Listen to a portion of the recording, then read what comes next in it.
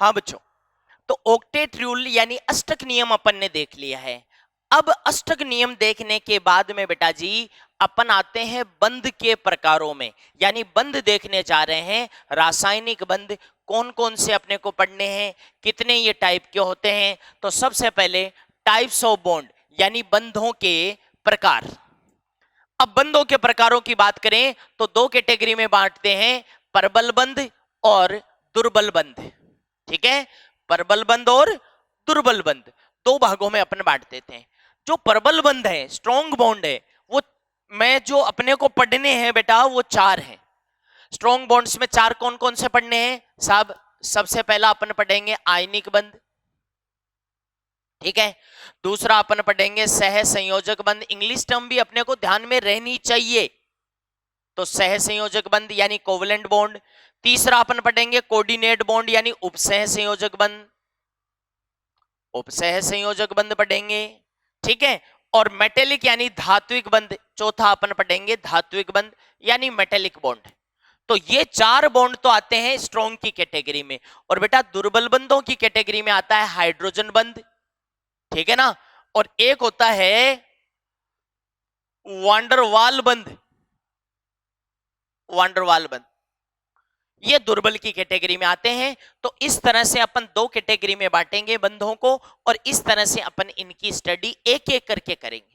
हालांकि इसमें सबसे ज्यादा क्वेश्चन है वो सहसंयोजक बंध से आते हैं, कोवलेंट से आते हैं, लेकिन फिर भी इस चैप्टर में हर पॉइंट से क्वेश्चन आ सकता है। बड़ा चैप्टर, मेजर चैप्टर है। आगे बढ़ते हैं। सबसे पहले बेटा जी मैं स्टार्ट कर रहा हूं नंबर 1, आयोनिक बॉन्ड या इलेक्ट्रोवैलेंट बॉन्ड। इसको कहेंगे आयनिक बंध, आयनिक बंध, या फिर एक और नाम ध्यान से देखना, वैद्युत संयोजी बंध, वैद्युत संयोजी बंध, ठीक है। इलेक्ट्रोवैलेंट बॉन्ड हो गया। तो आयनिक बंध या वैद्युत संयोजी बंध इस तरह से अपन पढ़ेंगे।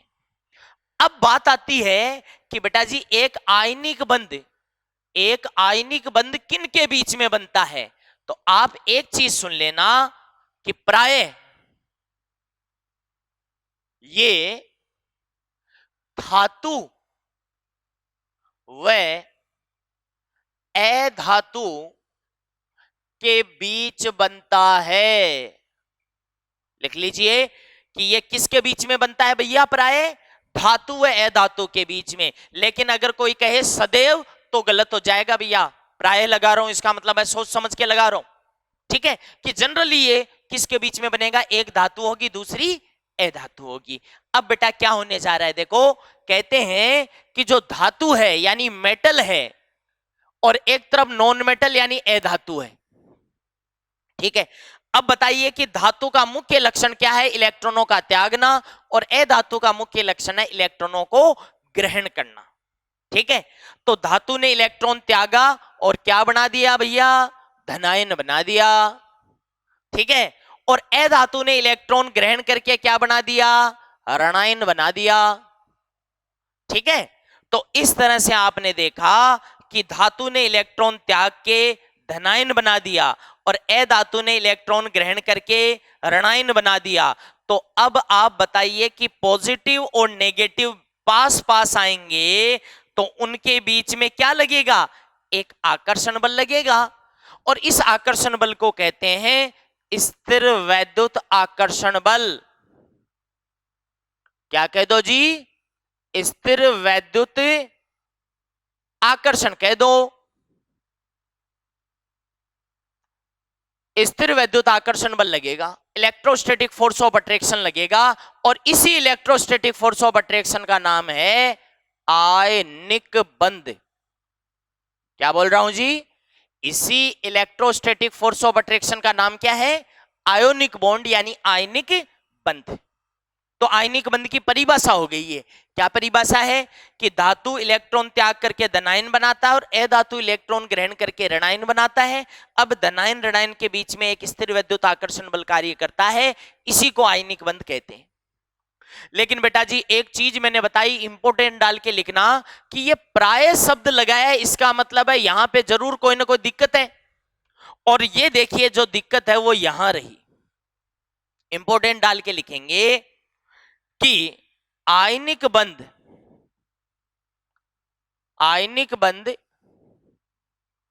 दो अधात्विक समूहों कह दो, चाहे टिपिकल नहीं करना चाहते तो दो अधातु कह दो, के बीच भी बन सकता है। इसीलिए तो मैंने ऊपर क्या लिखा है, प्राय लगाए कि भैया ये दो अधात्विक समूहों के बीच भी बन सकता है। अब साहब दो अधात्विक समूहों के बीच बन सकता है तो इसके एग्जाम्पल पूछ लेगा। आओ सबसे पहला एग्जाम्पल देखिए, NH4Cl। बेटा NH4Cl में NH4 पे प्लस है और Cl पे माइनस है, यहां पे आयनिक बंध होता है। NH4Br में भी NH4 प्लस और Br माइनस के बीच में आयनिक बॉन्ड है, NH4 प्लस और NO3 माइनस के बीच में आयनिक बॉन्ड है। लेकिन यहां पे एक बात साफ साफ देख लेना, एक भी धातु नहीं है, सारी की सारी अधातुएं हैं। तो तय हो गया कि आयनिक बंध का निर्माण दो अधातुओं के बीच भी संभव है, इसीलिए मैंने सदैव नहीं लगाया। तो ये तो हुआ आयनिक बंध की एक तरह से परिभाषा हुई। ओके, इसके बाद अपन एक आयनिक यौगिक के निर्माण की प्रक्रिया देखते हैं। क्यों? क्योंकि जब अपन निर्माण की प्रक्रिया देखेंगे तो हमें पता चलेगा कि आखिर कौन सी ऊर्जाओं का अवशोषण होता है, कौन सी ऊर्जाओं का उत्सर्जन होता है, कब कोई यौगिक स्थायी होगा। तो आइए सबसे पहले मैं एक निर्माण ले रहा हूं। एग्जाम्पल देखिए, formation of NaCl solid, NaCl solid का निर्माण। ठीक है, देखते हैं अपन सोडियम क्लोराइड सॉलिड का निर्माण करते हैं। तो अब एक चीज का थोड़ा सा ध्यान रखना बेटा जी, जब भी आप किसी यौगिक का निर्माण लिखो तो NaCl सॉलिड का निर्माण लिखना है। तो उष्मागतिकी में जब आप एक मोल यौगिक का निर्माण लिखोगे, उष्मागतिकी में जब भी किसी यौगिक का निर्माण लिखना हो तो हम एक चीज ध्यान रखते हैं कि हमेशा उसके एक मोल का निर्माण करते हैं।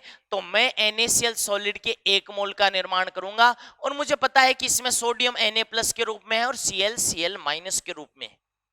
एक बार इधर छोड़िए, ठीक है। अब यह भी आता है कि इस एक मोल NaCl सॉलिड में सोडियम है और क्लोरीन है। एक बार इधर ना देख के आप मेरी बात सुनना कि किसी भी यौगिक का जब अपन निर्माण लिखते हैं तो बेटा उसके एक मोल यौगिक का निर्माण करेंगे उसके अवयवी तत्वों से, उसके अवयवी तत्वों से। अब अवयवी तत्व का मतलब हो गया, अवयवी तत्व हो गए सोडियम और क्लोरीन, ठीक है ना, दो तत्व हो गए। तो जो अवयवी तत्व हैं वो सोडियम और क्लोरीन है।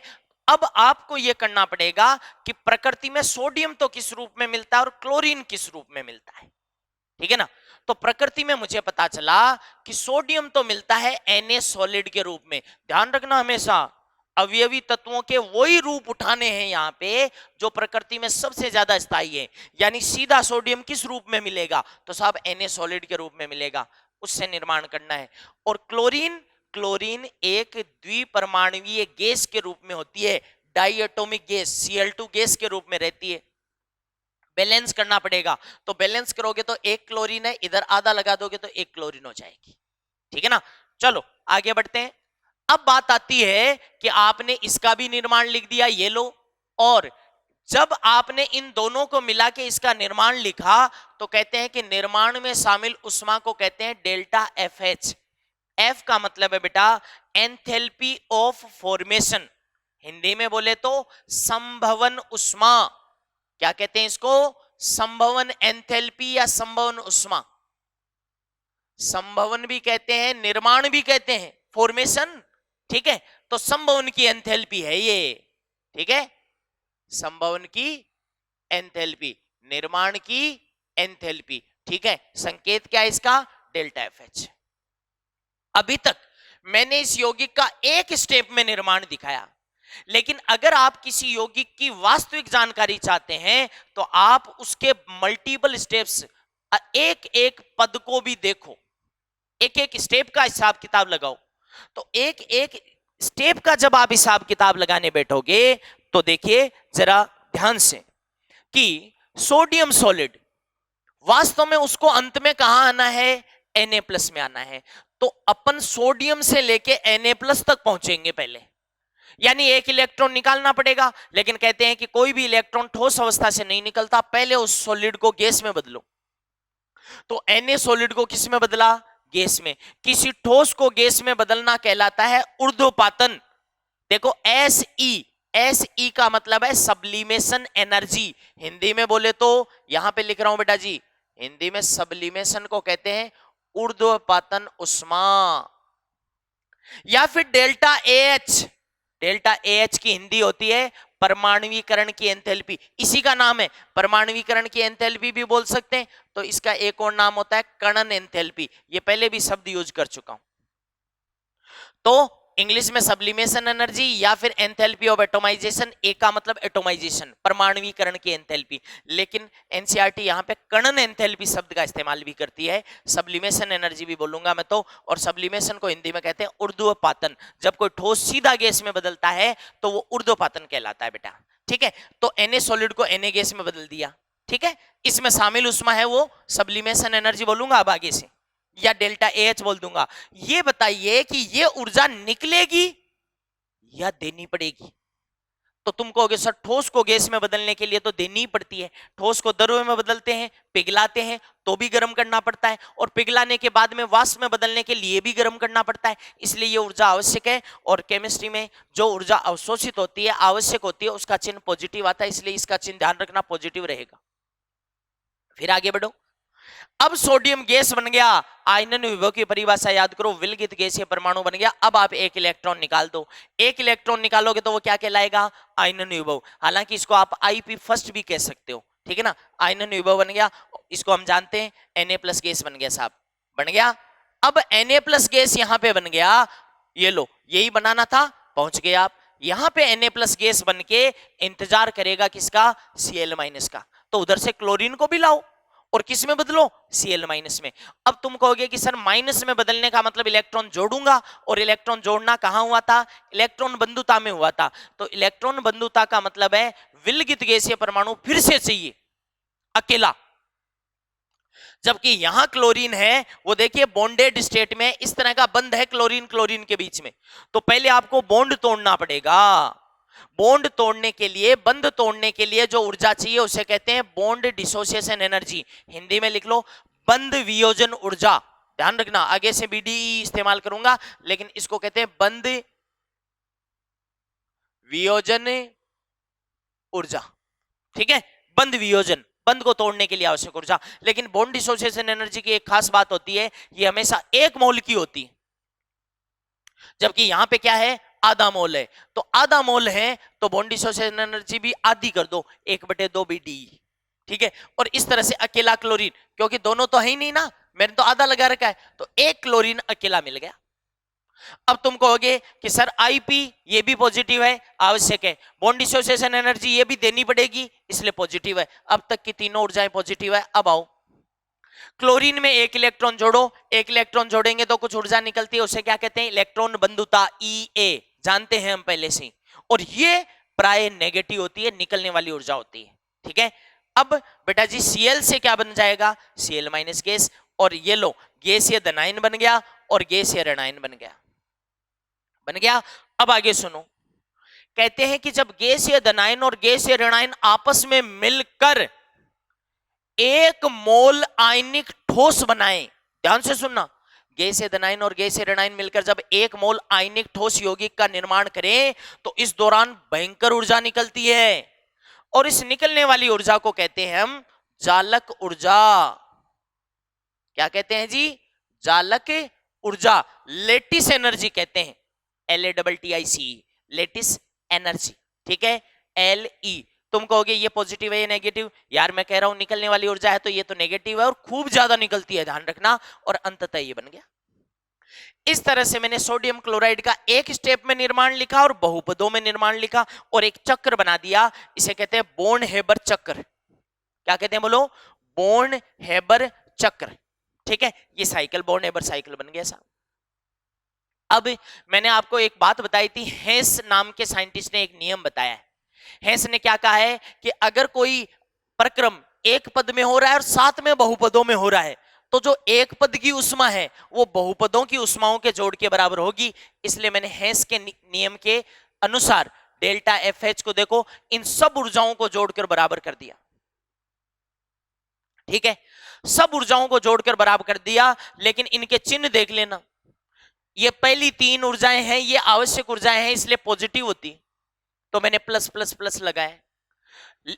इलेक्ट्रॉन एफिनिटी प्राय निकलने वाली ऊर्जा होती है, तो प्राय नेगेटिव, जनरली नेगेटिव कह दो चाहे प्राय नेगेटिव कह दो, और लेटिस एनर्जी ये हमेशा नेगेटिव होगी ही होगी। ठीक है, अब यहां पे एक चीज ध्यान रखना, जब कोई न्यूमेरिकल आए तो यहां आपको क्या करना है, ऊर्जाओं के मान, ऊर्जाओं के जो मान है वो चिन्ह सहित रखना। कोई न्यूमेरिकल आए ना बेटा, तो यहां पे जब ऊर्जाओं की वैल्यू रखनी हो ना, तो आपको चिन्ह सहित रखनी है। होगी बात, आगे बढ़ो। अभी तो अब मैं एक बात कहता हूं कि एक आयनिक यौगिक, एक आयनिक यौगिक के स्थायित्व की क्या शर्तें हैं। स्थायित्व बोल दे, चाहे बेटा निर्माण भी बोल सकता है। शर्तें क्या क्या हैं,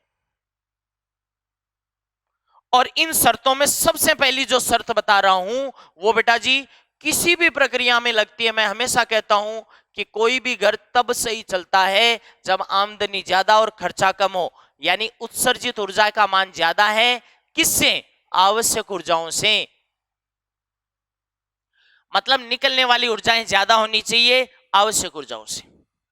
अब साहब निकलने वाली ऊर्जा ज्यादा है, इसका यह भी तो अर्थ हो गया कि फाइनली डेल्टा एफ एच है, अंतिम रूप से उसका चिन्ह कैसा आएगा, नेगेटिव आएगा। टुकड़ों में अगर मैं बात करना चाहूं तो जो आवश्यक ऊर्जाएं हैं, सब्लिमेशन एनर्जी यानी ऊर्ध्वपातन ऊर्जा कम से कम हो, आयनन विभव कम से कम हो, बंध वियोजन ऊर्जा कम से कम हो, इलेक्ट्रॉन बंधुता कौन से वाली, माइनस वाली ज्यादा से ज्यादा हो, जालक ऊर्जा ज्यादा से ज्यादा हो, लेटिस एनर्जी ज्यादा से ज्यादा हो। समझ गए? तो ये टुकड़ों में मैंने बता दिया। अब आपको मैं दो नोट लिखवाऊंगा।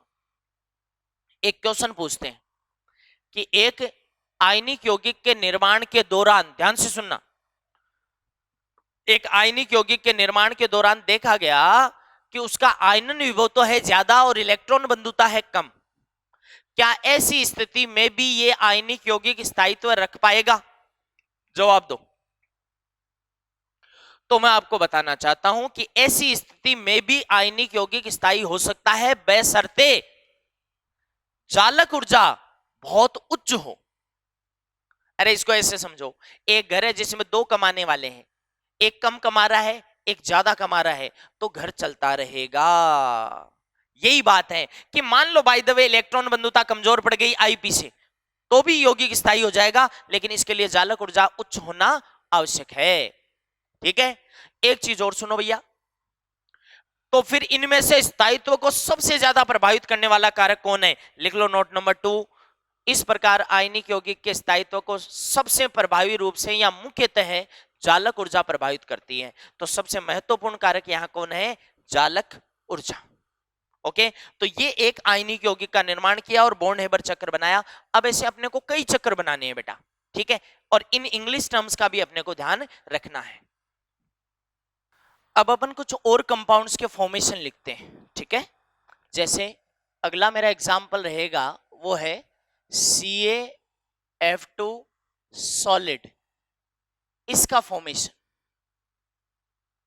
ठीक है, कि ये कैसे बनता है। तो एक काम करते हैं, वैसे के वैसे ही अपन चलेंगे।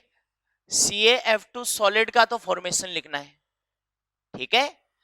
इसमें शामिल एंथैल्पी को क्या कहा था? डेल्टा एफ एच, मतलब एंथैल्पी ऑफ फॉर्मेशन, ठीक है। अब बात आती है कि नेचर में सबसे पहले इसके एलिमेंट्स कौन से हैं, तो कैल्शियम और फ्लोरीन। लेकिन देखिए नेचर में ये दोनों किस फॉर्म में मिलते हैं ये देखने पड़ेंगे। तो नेचर में आपको कैल्शियम मिलेगा कैल्शियम सॉलिड में, और फ्लोरीन मिलेगी F2 गैस में। लेकिन इस बार हाफ लगाओगे क्या? नहीं लगाएंगे, क्योंकि दो फ्लोरीन चाहिए, दो फ्लोरीन मिल गए। तो एक स्टेप में बेटा जी फॉर्मेशन तो ऐसे हो गया। अब इसको मल्टीपल स्टेप में फॉर्मेशन करें तो सबसे पहले कैल्शियम सॉलिड को किस में बदल लिए, कैल्शियम गैस में, ठीक है। और इसमें शामिल एंथैल्पी को क्या कहा था, सब्लिमेशन एंथैल्पी या फिर एंथैल्पी ऑफ एटोमाइजेशन, ठीक है। लेकिन एक चीज देखिए कि अंत में लास्ट में आपको आना कहां है, कैल्शियम +2 में। इसका मतलब है इस बार बेटा जी एक इलेक्ट्रॉन न निकाल के मैं क्या करूंगा, 2 इलेक्ट्रॉन निकालूंगा एक एक करके और लास्ट में इसको कैल्शियम +2 गैस में बदल दूंगा। मुझे तो इतना सा बता दीजिए कि 2 इलेक्ट्रॉन निकाले हैं तो यहां पे पहला इलेक्ट्रॉन निकाला तब तो आईपी फर्स्ट, और बेटा जी दूसरा इलेक्ट्रॉन भी यहीं पे निकाला है तो आईपी सेकंड। तो यहां पे एनर्जी है वो आईपी फर्स्ट और आईपी सेकंड, इन दोनों का ऐड करना पड़ेगा अपने को, मतलब दोनों चाहिए की, ठीक है, हो गया।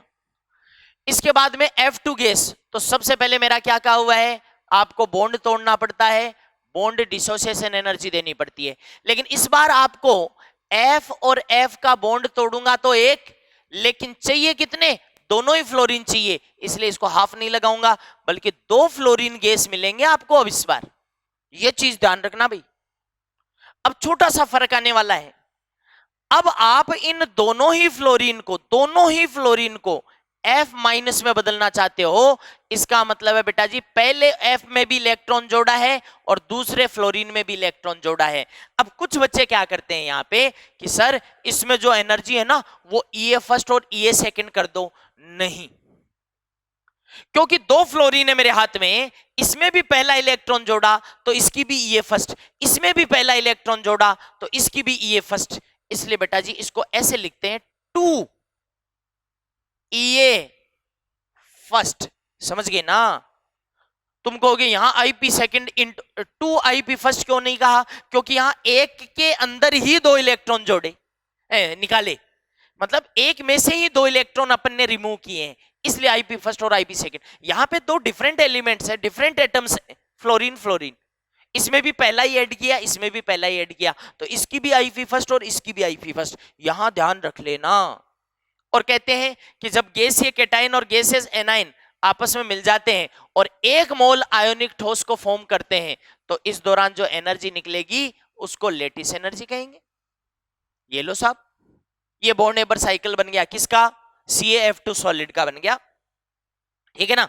CaF2 सॉलिड का बन गया तो जो एनर्जी का रिलेशन आएगा वो देखिए डेल्टा FH इक्वल टू, बोलते जाओ, sublimation energy plus IP first plus IP second plus bond dissociation energy plus 2 EA first plus lattice energy. और जब वैल्यू रखनी हो तो मैंने क्या कहा हुआ है कि विद साइन रख देना, ठीक है ना, साइन के साथ में आप रख देना, ठीक है, कोई दिक्कत नहीं, ओके। आगे बढ़ जाऊं, अब एक क्वेश्चन ले लेता हूं, क्वेश्चन ले रहा हूं कि मान लो कई बार क्या करता है, बाकी के डेटा तो दे देता है, डेल्टा FH पूछ लेता है, तो कैलकुलेट डेल्टा FH यानी enthalpy of formation of MgO solid, MgO solid की एंथैल्पी ऑफ फॉर्मेशन निकालो इफ, अगर बेटा आपको कुछ डेटा दे रखे हैं, क्या दे रखे हैं जी, कुछ डेटा, क्या दे रखे हैं, सबसे पहले Mg के बारे में कुछ बातें दे रखी है, मैं सीधा सिंपल कर रहा हूं भाई, सब्लिमेशन एनर्जी दे रखी है, इसका आईपी फर्स्ट दे रखा है, इसका आईपी सेकंड दे रखा है, फिर ऑक्सीजन के बारे में दे रखा है, बॉन्ड डिसोसिएशन एनर्जी दे रखी है उसकी, क्योंकि आपको पता होना चाहिए कि ऑक्सीजन है वो O2 की फॉर्म में रहता है। उसके बाद में उसकी EA फर्स्ट दे रखी है, क्योंकि उसमें भी आप देखोगे कि EA फर्स्ट और EA सेकंड दोनों शामिल है। और लास्ट में MgO सॉलिड, बेटा जी इसकी लेटिस एनर्जी दे रखी है पूरी की पूरी, है ना, ये मैं मेरे हिसाब से डेटा लिख रहा हूं भाई, है ना, रैंडमली, ऐसे नहीं कि स्टैंडर्ड एक्चुअल डेटा नहीं है, तो मैं मेरी तरफ से कुछ भी मान लेता हूं, जैसे 10 joule, 20 joule, 30 joule, 40 joule, -80 joule, +90 joule, -200 joule, इस तरह के से डेटा गिवन है, समझ गए मेरी बात। और इन डेटाज की हेल्प से मुझे क्या करना है मुझे करना है इस MgO सॉलिड की एंथैल्पी ऑफ फॉर्मेशन मुझे कैलकुलेट करनी है। अब बेटा जी कैसे कैलकुलेट करें, तो बहुत इजी है। अपन जानते हैं कि पहले इसका हमें क्या बनाना पड़ेगा, बॉन्ड हेबर साइकिल बनाना पड़ेगा। तो इसका बॉन्ड हेबर साइकिल बनाते हैं अपन। चलिए, MgO सॉलिड, बेटा जी नेचर में तुम्हें मिलेगा Mg solid plus O2 gas, और क्योंकि एक ही ऑक्सीजन चाहिए तो हाफ लगाना पड़ेगा भाई। सही है क्या यहां तक? ठीक है। अब क्या करिए आप, तो इसको Mg सॉलिड को पहले किस में बदलिए, Mg गैस में। क्या चाहिएगा, सब्लिमेशन एनर्जी। ठीक है। फिर Mg गैस से क्या करिए, Mg+2 बनाइए। इस दौरान आपने क्या किया है, 2 इलेक्ट्रॉन निकाले एक में से ही, इसलिए Ip फर्स्ट भी होगा और Ip सेकंड भी होगा। सही कह रहा हूं? इधर से बेटा जी ऑक्सीजन की बात करें तो पहले बॉन्ड डिसोसिएशन एनर्जी दो और बॉन्ड तोड़ दो, लेकिन एक ही ऑक्सीजन चाहिए, हाफ लगा रखा है तो इस एनर्जी का भी हाफ होगा। फिर O गैस से सीधा तुम्हें क्या चाहिए, O-2 गैस। तुम कहोगे आपको कैसे पता चला, यहां Mg+2 में है और O-2 में है इसलिए पता चला। अब आप देखोगे कि O से O-2 बनते टाइम पे बेटा जी एक के अंदर ही 2 इलेक्ट्रॉन ऐड किए हैं, एक के अंदर ही, इसलिए इस बार पहला इलेक्ट्रॉन इसमें ऐड किया, ये फर्स्ट, और इसी में दूसरा इलेक्ट्रॉन ऐड किया, ये सेकंड। समझ गए ना? और लास्ट में बेटा जी ये मिलकर क्या बना देंगे, MgO सॉलिड। ये लेटिस एनर्जी वैल्यूज रख लो, तो डेल्टा FH निकालें तो आप सबका सम करो, sublimation energy plus Ip first plus Ip second plus half of bond dissociation energy plus EA first plus EA second plus LE। अब आप वैल्यू रख लो, आपको आंसर मिल जाएगा। वैल्यू किसकी, जरा बताओ, सब्लिमेशन एनर्जी। वहां से देखो 10, 20, 30 और हाफ करोगे ना उसका 40 का, बॉन्ड डिसोसिएशन एनर्जी का हाफ करके सीधा रख दो तो 20 प्लस EA फर्स्ट -80 प्लस 90 -200। अब बताइए कितना आ रहा है, तो 30 और 30 60 और 20 80 है ना, और 80 से 80 कैंसिल ही हो गया है ना, तो 90 लेस करोगे तो -110 आ गया क्या, जूल, है ना, पर मोल कह दो। और अब मुझे एक बात बताओ आप, तो कि ये माइनस में आ रही है तो कई बार कहता है कि ये स्टेबल होगा या नहीं होगा, तो मैं तो कहूंगा स्टेबल होगा। बाय द वे ये पॉजिटिव आ जाती तब अनस्टेबल हो जाता। ठीक है ना? इस तरह से बेटा जी बॉन्ड हेबर साइकिल बना सकते हो। एक आपसे बॉन्ड हेबर साइकिल में और बनवा लेता हूं, और वो है AlF3 के बारे में। वो क्या है, AlF3 सॉलिड आयोनिक कंपाउंड है। इसका फॉर्मेशन लिखो साहब। इसका फॉर्मेशन लिखेंगे तो स्टेप बाय स्टेप करें तो एल्यूमिनियम सॉलिड मिलेगा प्लस F2 गैस मिलेगा। बैलेंस करने के लिए बेटा जी 3/2 करना पड़ेगा क्या, देखो, यस। अब कुछ नहीं है, लेकिन एक चीज ध्यान रखना, एल्यूमिनियम सॉलिड को पहले एल्यूमिनियम गैस में बदलो, है ना, तो सब्लिमेशन एनर्जी शामिल है। फिर उसके बाद में क्या चाहिए, तो उसके बाद में एल्यूमिनियम को सीधा एल्यूमिनियम+3 में बदलना पड़ेगा। एल्यूमिनियम+3 गैस में बदलते टाइम पे आप 3 इलेक्ट्रॉन निकालोगे तो ये Ip